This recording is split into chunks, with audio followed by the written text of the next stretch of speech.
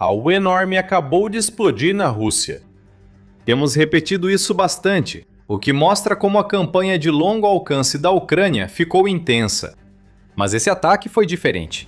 A maior refinaria de petróleo da Rússia acabou de ser destruída, com efeitos colaterais não só na crise de combustível que a Rússia já enfrenta, mas também em muitas outras refinarias do país. O ataque ucraniano foi perfeito. 2.500 quilômetros de viagem resultaram em um ataque preciso que destruiu uma refinaria. E como se não bastasse a humilhação, a Rússia enviou seu melhor caça para o confronto, mas ele não conseguiu impedir os drones da Ucrânia. Em 7 de julho, o Business Insider informou que os drones da Ucrânia viajaram milhares de quilômetros para atingir a refinaria de Omsk, na Sibéria Ocidental. Foram percorridos mais de 2.500 quilômetros de espaço aéreo, distância similar entre Los Angeles e Houston, segundo o portal. E esses são 2.500 quilômetros em que as defesas aéreas da Rússia tentaram, mas falharam em impedir os drones da Ucrânia. O resultado é igual ao de outros ataques ucranianos a refinarias. Vídeos do canal Telegram X Selenova Plus mostram grandes nuvens de fumaça preta subindo da instalação, enquanto disparos da defesa antiaérea são ouvidos ao fundo. Sabemos o que a fumaça indica. Incêndio atinge a refinaria de Omsk após drones da Ucrânia acertarem diretamente uma instalação que, por sua distância, a Rússia não esperava ter que se preocupar. Tudo isso mudou. A Ucrânia agora tem drones que batem recordes à sua disposição. As autoridades de Omsk tentam abafar o caso. O governador da região, Vitaly Kotsenko, só confirmou que drones ucranianos atacaram a instalação, embora não tenha dito nada sobre incêndios. Em vez disso, ele disse que não houve vítimas, o que não é bom para a Rússia, mas mostra a precisão dos drones ucranianos. Kotsenko orientou moradores a evitarem destroços dos drones abatidos, repetindo a velha desculpa russa de que não são drones ucranianos que danificam as refinarias. As defesas aéreas russas derrubam tudo, mas os destroços atingem justamente o alvo desejado pela Ucrânia. É tudo uma grande coincidência. Na refinaria de Omsk, os destroços do drone ucraniano foram ainda mais precisos que o normal. A Ucrânia não mira grandes alvos como depósitos de petróleo, mas algo mais específico. A unidade primária de refino de petróleo, ELOA VT11 na refinaria de Omsk, que tem uma capacidade projetada de mais de 8,4 milhões de toneladas métricas de petróleo bruto por ano, foi o alvo principal. Desativando essa unidade de refino, não é preciso incendiar o resto de Omsk. Ela não conseguirá operar nem perto da capacidade máxima, porque uma de suas máquinas vitais será um destroço em chamas. Essa unidade foi exatamente o alvo atingido pelos destroços de drone mais precisos do mundo. Estamos sendo sarcásticos. Na verdade, as defesas aéreas russas falharam. Os drones da Ucrânia conseguiram passar em Omsk, e a refinaria acabou de perder o equipamento mais valioso de toda a instalação. Esse resultado é motivo de orgulho, mas não é só o tipo de unidade atingida que torna o ataque especial. Há outros 2 motivos pelos quais a Ucrânia vai comemorar, e os asseclas de Putin vão lamentar o que a Ucrânia acabou de fazer, e um desses motivos é um recorde. Mas vamos chegar lá. A refinaria de Omsk é uma das mais importantes da Rússia. De acordo com o Kyiv Independent, é a maior refinaria que a Rússia possui em termos de capacidade produtiva, e é capaz de processar mais de 21 milhões de toneladas de petróleo bruto por ano. Esse número nos dá uma perspectiva sobre o ataque ao ELOA VT11.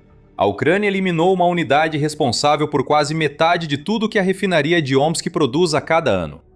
Agora que sabe que seus drones têm caminho livre até a maior refinaria da Rússia, a Ucrânia deve continuar os ataques. Ataques duplos e triplos viraram marca dos ataques ucranianos às refinarias, então devemos em breve fazer outro vídeo de Omsk em chamas. A refinaria de Omsk é crucial para o esforço de guerra russo, segundo o Estado-Maior da Ucrânia. A refinaria produz vários combustíveis, como gasolina, diesel e combustível de aviação, usados por tanques, veículos blindados e aviões de guerra. E civis, claro. A Rússia não gostará de perder outra refinaria enquanto já enfrenta a crise nacional de combustíveis causada pela Ucrânia. A refinaria de Omsk também produz petroquímicos e lubrificantes usados pelos militares, e segundo o Kyiv Post, tem profundidade de refino de 99%, uma das maiores da Rússia. Isso indica que Omsk é uma das refinarias russas mais próximas de alcançar seu potencial máximo de produção. Não mais e nem de longe. Mencionamos alguns efeitos colaterais na introdução do vídeo. O impacto sobre a crise de combustíveis na Rússia é um desses efeitos, que abordaremos em breve. Além disso, o relatório do Militarny sobre o ataque mais recente da Ucrânia revela outro fator que torna a refinaria de Omsk especial. O veículo afirma que a refinaria de Omsk é a única na Rússia a produzir catalisadores de craqueamento. Esses componentes são essenciais para outras instalações no refino secundário de petróleo. O craqueamento catalítico quebra hidrocarbonetos complexos em moléculas mais simples e leves. Tubulars de combustível usam esse processo para melhorar rendimento e qualidade de gasolina e querosene. Se a Rússia perdeu acesso aos catalisadores de craqueamento, também perdeu a capacidade de produzir combustíveis de alta qualidade. Má notícia para milhões de motores russos que sofrerão mais desgaste, pois as pessoas terão que usar combustíveis de qualidade inferior. É um problema menor, mas soma-se à lista que está esmagando Putin agora. Tudo isso já é impressionante. Porém, dissemos que há 2 motivos para a Ucrânia comemorar o ataque a Omsk, e um deles envolve recordes. Já demos uma dica quando falamos da distância. 2.500 km não é apenas uma distância notável para um drone percorrer. É a maior distância já percorrida por um drone antes de realizar um ataque bem-sucedido na guerra da Ucrânia. A United 24 Media revela que os drones da Ucrânia nunca voaram tão longe antes, e que existe a possibilidade de que 2.500 km seja o limite inferior da estimativa. Como? A refinaria de Omsk fica a 2.500 km da fronteira da Ucrânia em um voo direto. É improvável que os drones ucranianos tenham voado direto da fronteira até a refinaria. Eles provavelmente seguiram uma rota menos direta para evitar as defesas aéreas da Rússia, o que pode ter aumentado a distância para mais de 3.000 km. De qualquer forma, isso é um recorde mundial. A Ucrânia quebrou o recorde anterior de 1.800 km, que havia sido estabelecido durante um ataque a um radar Voronezh M, além do horizonte, em agosto de 2025. A Ucrânia aumentou sua própria capacidade de alcance em pelo menos 30%, segundo relatos da mídia United 24. Para a Rússia, isso significa apenas uma coisa: o raio de ataque da Ucrânia ficou ainda maior, e quase nada está seguro dos drones ucranianos. Se Putin não entendeu o recado com a fumaça da refinaria de Omsk, o presidente da Ucrânia, Volodymyr Zelensky, deixou tudo claro após o ataque. Zelensky afirmou que a Sibéria agora está ao alcance de ataques de precisão ucranianos e destacou que o feito recente da Ucrânia é um recorde mundial. Antes, a refinaria de Omsk estava fora do alcance dos drones ucranianos. Esse é um ponto interessante. A Ucrânia não conseguia atingir Omsk antes. E ainda assim, como você vai descobrir em breve, a Ucrânia usou um tipo de drone que se tornou uma característica da sua campanha de ataques em profundidade para realizar esse ataque. Parece contraditório, não é? A Ucrânia já usou esse tipo de drone para atacar a uma distância antes considerada impossível. O que está acontecendo? Vamos te contar, mas antes, este é o The Military Show. Se ainda não se inscreveu no canal, aproveite para apertar o botão antes de continuarmos o vídeo. O drone usado pela Ucrânia no ataque à refinaria de Omsk foi o FP-FP1, fabricado pela Firepoint e considerado um dos principais drones de longo alcance do arsenal ucraniano. O fundador da Firepoint, Denis Stillman, confirmou no X. A refinaria de Omsk conhece o novo FP-FP1, ao compartilhar um vídeo da fumaça subindo da instalação. Mas espere, o FP-FP1 não pode viajar. 2.500 km ou mais, certo? Errado. O fundador da Firepoint deu uma dica sobre o que atingiu a Rússia ao mencionar o novo FP-FP1. O drone de longo alcance mais importante da Ucrânia passou por uma evolução impressionante desde que foi lançado pela primeira vez. O modelo original não conseguiria atacar a refinaria de Omsk. Ele só podia percorrer 1.600 km, o que ainda é uma distância impressionante, embora coloque a Sibéria fora de alcance. No entanto, Firepoint vem ajustando esse drone e criou algo especial. Usando orientação assistida por IA para expandir seu alcance, o novo FP-FP1 é capaz de percorrer 2.700 km. Curiosamente, se a teoria da mídia United 24 sobre o drone precisar de uma rota indireta até Omsk for correta, a Firepoint pode ter melhorado o FP-FP1 para voar ainda mais longe. Mesmo assim, o FP-FP1 não é perfeito. Embora tenha um grande poder de impacto e possa percorrer longas distâncias, ainda assim possui uma velocidade máxima de apenas 205 km por hora. Isso é lento bastante para que as defesas aéreas possam destruir o drone ao detectá-lo, mas falharam. é lento o bastante para que a Rússia envie um de seus caças mais avançados contra o FP-1, o que ocorreu em Omsk. A Rússia enviou o ultramoderno, supostamente de quinta geração, Su-57, para enfrentar os FP-1, que a Ucrânia enviou para a maior refinaria em território russo. Só poderia haver um vencedor nessa batalha entre o Su-57 e o FP-1. O FP-1. Por quê? O quê? Em uma humilhação ainda maior do que a causada pelo fato de que os drones da Ucrânia podiam percorrer mais de 2.500 quilômetros, primeiramente, a Rússia enviou seu melhor caça para enfrentar o problema dos drones. Só para ver esse caça falhar em impedir o ataque direto da Ucrânia à refinaria de Omsk. O Su-57, considerado um caça de quinta geração, deveria eliminar um drone em segundos, mas falhou nessa tarefa básica que a Rússia esperava dele. Essa revelação vem do Military, que relata que um Su-57 foi avistado nos céus de Omsk durante o ataque da Ucrânia à refinaria. Isso não é conjectura. Imagens do caça em voo indicam que a Rússia tentou usar seu caça de quinta geração contra drones ucranianos. Não há confirmação se o Su-57 conseguiu abater alguma coisa. Pode ter derrubado um ou dois FP-1, mas não impediu o drone que atingiu Omsk. Pior para a Rússia, o deslocamento do Su-57 também contou com uma aeronave A-50U de alerta aéreo antecipado e controle, que deveria fornecer todos os dados necessários ao piloto do Su-57 para abater os drones da Ucrânia. Mesmo assim, o Su-57 falhou. Duas das aeronaves russas mais avançadas falharam em impedir drones ucranianos, mesmo voando a uma fração da velocidade máxima dessas aeronaves. As imagens do deslocamento do Su-57 sugerem que o fato de ele estar nos céus de Omsk não foi mera coincidência. O Su-57 é projetado para que suas armas possam ser armazenadas em compartimentos internos, o que ajuda a manter a assinatura de radar do jato baixa. No entanto, o Su-57 visto em Omsk estava equipado com pontos de fixação externos para armas, que poderiam ser disparadas rapidamente contra qualquer drone avistado. Em particular, o Su-57 possui mísseis R-74M2, que são armas guiadas ar-ar e deveriam ser mais do que suficientes para derrubar FP-1S. Nada disso foi suficiente. Isso mostra que o Su-57 está longe do que dizem, mesmo supostamente ajustado para a Rússia usá-lo na detecção e eliminação de drones. O motivo pelo qual Putin estaria abaixando a cabeça de vergonha agora, se ele tivesse capacidade para sentir vergonha, é que ele elogiou o Su-57 como o melhor caça do mundo.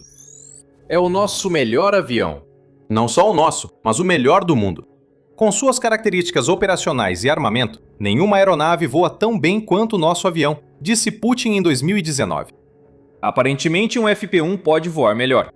Ele consegue voar bem o bastante para evitar o suposto melhor do mundo da Rússia. Algo me diz que as coisas deram um pouco errado para o Su-57. O caça já foi exposto como estando muito aquém dos verdadeiros padrões de um caça de quinta geração. Seus motores são versões melhoradas dos usados no Su-27, segundo o Voice of Ukraine.